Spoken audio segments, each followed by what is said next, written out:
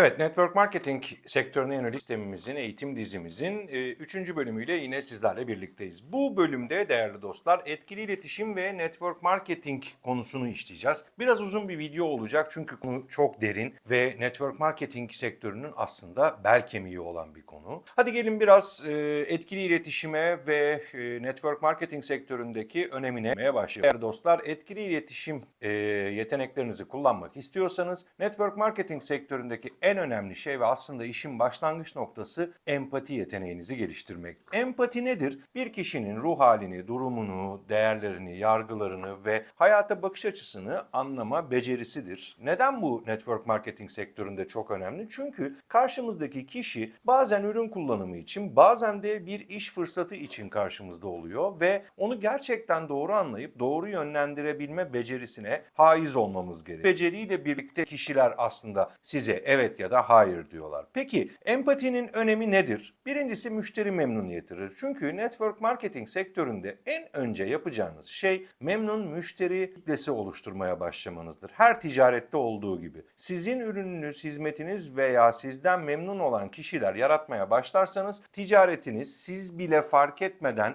yükselmeye başlayacak bir çizgide olacaktır ki empati bunu sağlayan en önemli şeylerden bir tanesidir. Memnun müşteri kitlesi. Çünkü kişinin istekleriyle sizin önereceğiniz şeyin tam olarak örtüşmesi gerekiyor. Emin olun network marketing sektöründe hayatında hiç iş deneyimi olmamış bir ev hanımından bir profesör, doçent seviyesindeki kişilere kadar bulabileceği birçok farklı özellik var. Yani kişilerin kendini ifade edebileceği birçok farklı şeyi bir arada barındıran bir sektörden bahsediyoruz. İkincisi empatide güvenin inşasıdır. Çünkü karşımızdaki kişiyle kurduğumuz empati sayesinde onun bize güvenmeye başlaması aslında sağlanmış oluyor. Çünkü güven ilişkisi network marketing sektöründe çok önemlidir.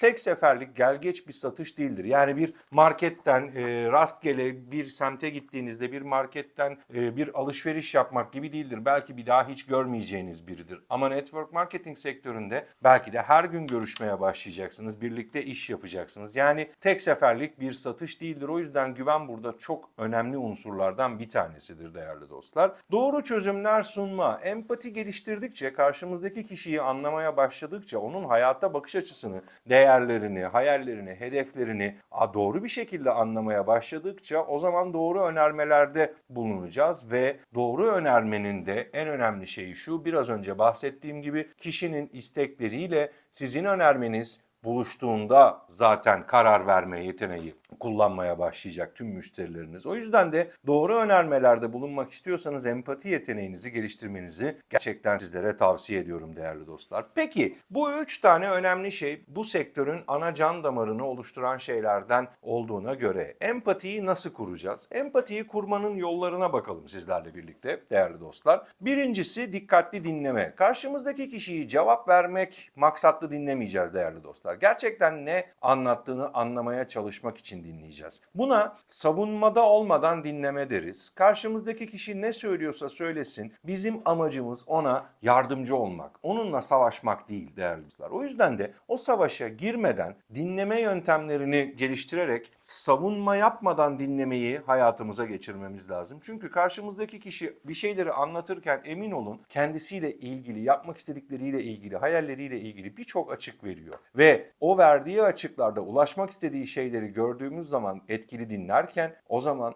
önermelerimiz de ona göre şekillenmeye başlayacak ve böylece karşımızdaki kişiye gerçekten yardımcı olabilir. Peki bir diğeri değerli dostlar soru sorarak anlama. Evet, dinlemenin temel faktörlerinden bir tanesi de sorularla kişiyi açmak. Doğru soruları sormanız gerekiyor. Bazen o sorular biraz can acıtıcı olabilir, bazen sert gelebilir ama o soruları sormaya başlamanız gerekiyor. Çünkü karşımızdaki kişiyi doğru tanımadan, doğru anlamadan ona ne önerirsek önerelim sonuçta bize cevabı hayır olacak ve o masadan kalkıp gidecek ve siz ortalama 1-1,5 saatlik emeğiniz artı herhangi bir kafede vesairede yani ofis dışında görüşme yapıyorsanız ödeyeceğiniz hesapla baş başa kalacaksınız. Bunların hepsinin maliyetleri var değerli dostlar. Küçük bile o maliyetler ilk başlarda sizi zorlayabilir. O yüzden de hızlı kazandıran sistemleri ve çabuk başarıya götüren sistemleri tercih edebilirsiniz ilk başlangıçta. Bu da size küçük bir dipnot olsun iletişim eğitiminin cümlenin içinde. Göz kontağı ve beden dili. Unutmayın değerli dostlar, size sorum şu. Bir kişi sizlerle gözlerini kaçırarak konuşuyorsa ne hissedersiniz? İki şey hissedersiniz. Birincisi kendine güvensiz dersiniz. Kendine güvenmeyen bir insanla yola çıkmayı siz tercih eder misiniz? İkincisi acaba neyi saklıyor dersiniz. Bu iki ihtimalden bir tanesi mutlaka zihninize gelir. O yüzden de siz de eğer gözlerinizi kaçırıyorsanız, göz kontağından çekiniyorsanız bu yönünüzü geliştirmeniz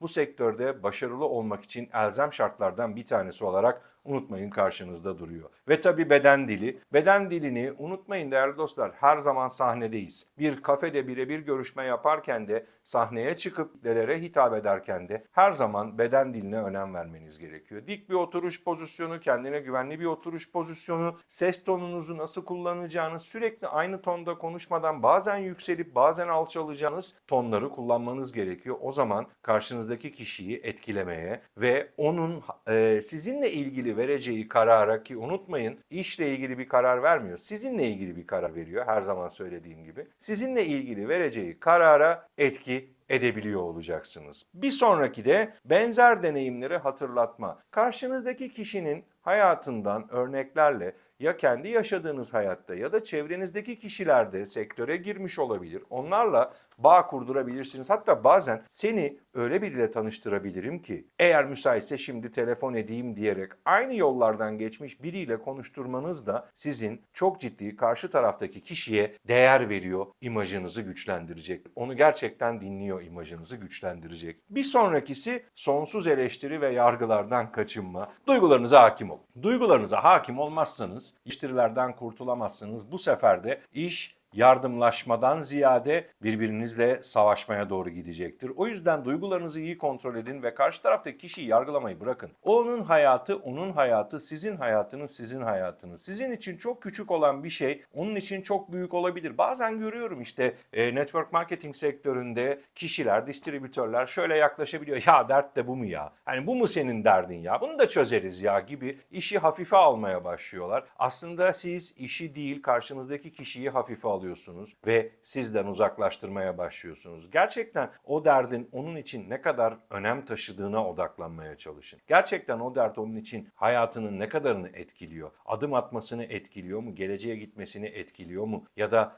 hayallerine ulaşırkenki yolda ona ket mi vuruyor? Taşlar mı döşüyor o yola? Biraz buna odaklanmamız gerekiyor. Çünkü siz kendinizce aslında onun gözünde o problemi ya da sorunu aşağı çektiğinizi düşünürken aşağı çekmenin ötesinde karşıdaki kişiye aslında şu imajı veriyorsunuz. Benden kaç. Ve o sizden yavaş yavaş uzaklaşmaya başlıyor. Çünkü sizin onu dinlemediğinizi düşünmeye başlıyor. O da sizleri diğerleri gibi, diğerleri kategorisine koymaya başlıyor. Bir başkalarıyla aynı kategoride olmak sizi de mutlu eder miydi? Hiç bu açıdan düşündünüz mü bilmiyorum ama yargılar sizi sıradanlaştırır. Eğer yargılıyorsanız, eleştiriyorsanız unutmayın ki sıradan bir insansınız. Evet, bir diğer konuya baktığımız zaman empatiyle ilgili bunları söyleyebiliyoruz ve tekrar etmek gerekirse dikkatli dinleyeceğiz, sorular soracağız ve karşımızdaki kişiyi anlamaya çalışacağız. Aynı zamanda göz kontağı, beden dili kuracağız ve benzer deneyimleri hatırlatmak için belki de başkalarıyla da kontağa geçirmeye çalışacağız ve bununla birlikte yargılardan kaçınmaya çalışacağız. Peki bunları yaparken hangi hedef kitleyle yapacağız? Doğru hedef kitleyi nasıl belirlemek gerekiyor? Öncelikle doğru hedef kitleyi belirlemeniz için işin marketing plan, çözüm planı tarafı ve ürün tarafı olmazsa olmazları olduğu için bütün derinliklerini bilmeniz gerekiyor. Bir kişiye ne kadar sürede hangi aşamaları aştırarak o kişinin sizin hangi ürününüze ya da hizmetinize ihtiyacınız olabilir gibi bir segmentasyona gitmeniz gerekiyor. Sınıflandırın arkadaşlar hedef kitlelerinizi. İşte şu yaş grubunda şu kişilerle ulaşabilirim, bu yaş grubunda bu kişilerle ulaşabilirim ve onlara uygun ses tonu belirlemeniz gerekiyor. Yani genç biriyle konuşurken farklı bir tonda ve farklı dil kalıplarıyla konuşmanız, orta yaşlı biriyle konuşurken farklı, yaşlı biriyle konuşurken farklı, yani kişiye özel terzi usulü bir iletişim stratejisi belirlemeniz gerekiyor. Çünkü herkesle aynı dilde konuşulmaz. Unutmayın ki bazı kişiler doğduğunda, hala günümüzde onlar da sağ Allah başımızdan eksik etmesin, bazı kişiler doğduğunda ülkemizin birçok yerinde elektrik yoktu, birçoklarının evinde radyo dahi yoktu, televizyon yeni yeni gelmeye başlıyordu vesaire. O yüzden onlarla geliştireceğiniz dil kalıpları daha farklıdır. Genç nesille geliştireceğiniz dil kalıpları daha farklıdır. Bununla ilgili bir video daha hazırlayacağım sizlere. Kuşaklarla iletişim konusu ve o iletişim konusunu da mutlaka yayınladığımda tavsiye ederim izlemenizi. Çünkü her kuşakla iletişim modelimiz farklılaşacak. Özellikle günümüzde şu anda 2000 sonrası, 2010 sonrası doğan jenerasyona baktığımızda onlarla iletişim geçmişteki kişilerle yaptığımız iletişim gibi değil. Hepiniz bunu çok iyi biliyorsunuz ve onlarla nasıl iletişime geçeceğimizi de yavaş yavaş her kuşağa farklı dil modeliyle hayatımıza geçirmemiz gerekiyor. Aynı zamanda pazar araştırması. Pazarınızı bir araştırın bakalım. Ya pazardaki oyuncular kim? Yani ben şuna karşıyım. Network'te liderler genelde diyor ya başka şirketlerle ilgilenmesen işine bak, onu yap, bunu yap. Yani bir şekilde odaklamaya çalışıyorlar ama siz pazarınızdaki yenilikleri ya da pazarınıza giren oyuncuları tanımadığınız zaman pazarınızda kimler var?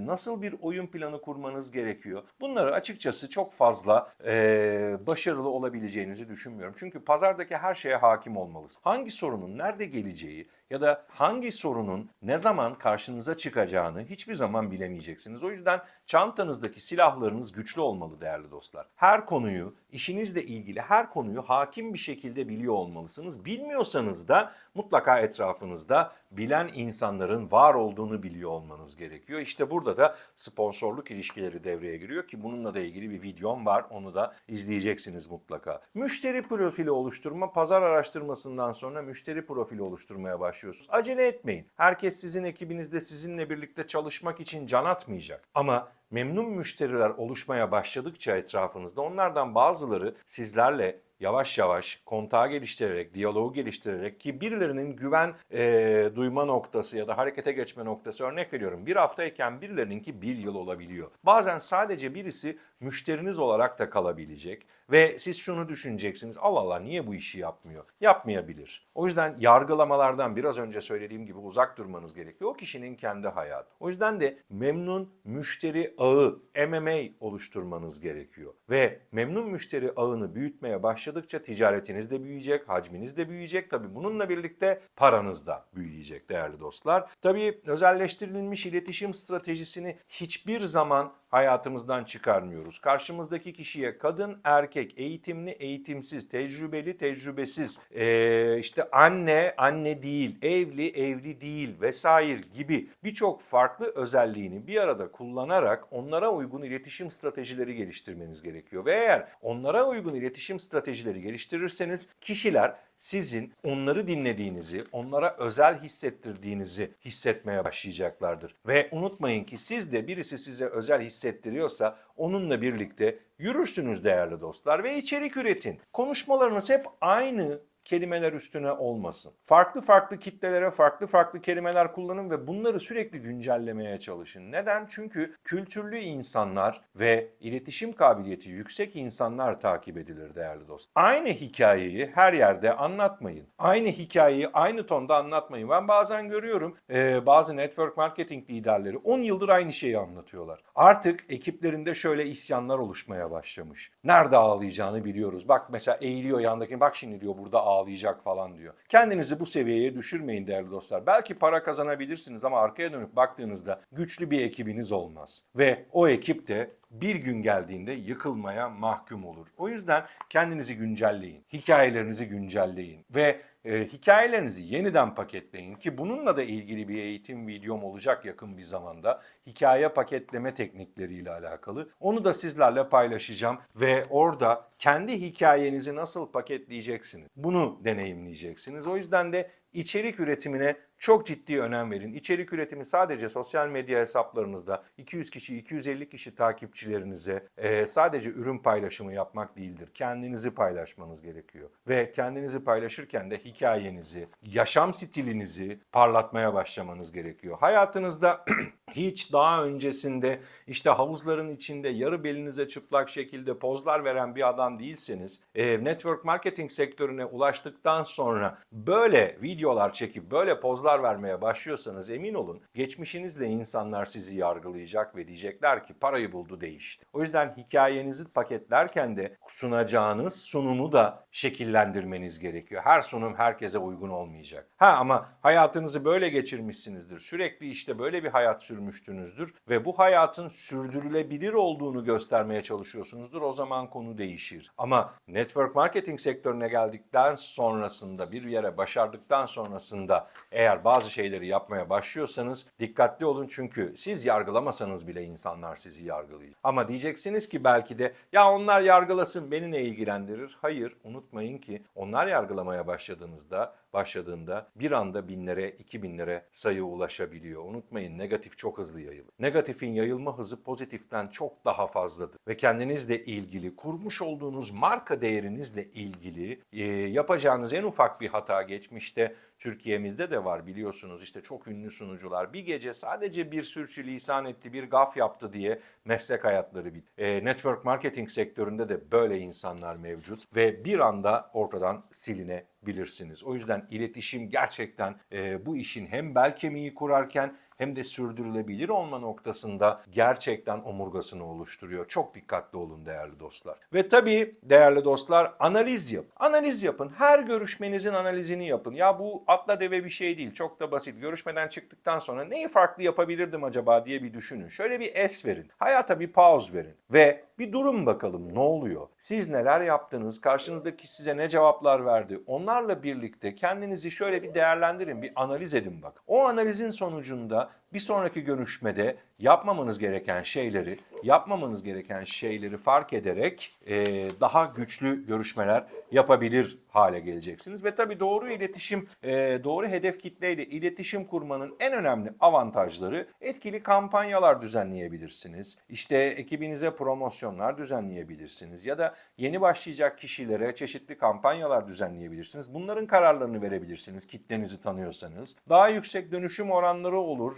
10 kişiyle görüşüp 2 kişiyi sisteminize dahil edebiliyorsanız, doğru hedef kitleyle görüşerek belki bu sayıyı 3, 4 yani %50, %100 gibi verim artışlarına gidebilirsiniz iletişim yönünüzü güçlendirdiğiniz zaman. Aynı zamanda da müşteri sadakati oluşmaya başlar. Çünkü sadakatli müşteri hem memnun müşteridir hem de aynı zamanda sizin olmadığınız yerde sizi savunan müşteridir. Bazı markaları böyle eş dost ortamında sohbet ederken işte çok ünlü bir araba markasını ya da çok ünlü bir telefon markasını savunduğunuzu gördüğünüz oluyor mu kendinizde de? Niye? Çünkü artık sadık müşterisiniz. Artık siz onlar için, o markalar için çok daha değerlisiniz. Memnun müşteri değilsiniz. O yüzden sadakatli müşterileri oluşturmak aynı zamanda sizin olmadığınız yerde otomatik olarak avukatlığınızı yapacak birçok kişiyi oluşturmak demektir. Yani sizin olmadığınız yerde de sadakatli müşterilerinizle savunulmaya başlarsınız. O yüzden de bu konuya da doğru hedef kitle ve doğru iletişimleriyle